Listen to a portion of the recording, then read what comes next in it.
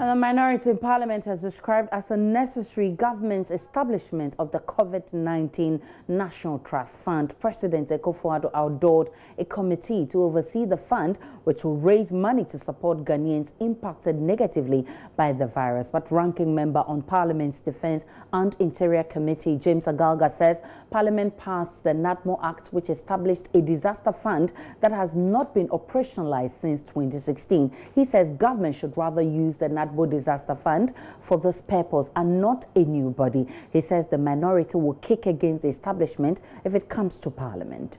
There is something very important. An announcement was made by His Excellency the President to the effect that he has set up a fund, the COVID-19 fund, to deal with the COVID-19 pandemic. Well, a board was set up and to manage the fund, which board is chaired by the former Chief Justice, Justice Sophia Ekufo. I know the President's intentions are good and he should be applauded for his effort.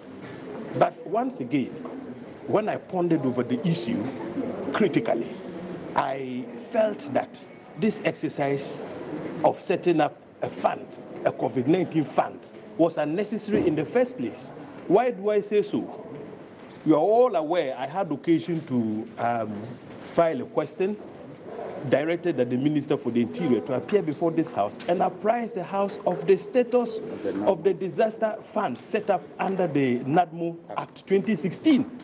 When the Minister appeared, I think we are all witnesses to what transpired. I mean, he fumbled badly because the fund set up under the National Disaster Management Act 2016 has not been operationalized. That particular fund is meant for situations like this, emergency situations like this.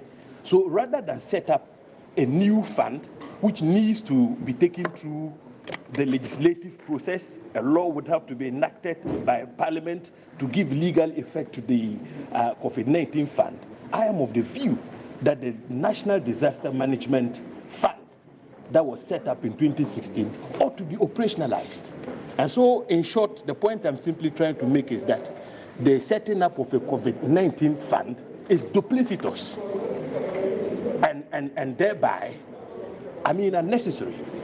Let us operationalize what is already in existence for this particular emergency situation.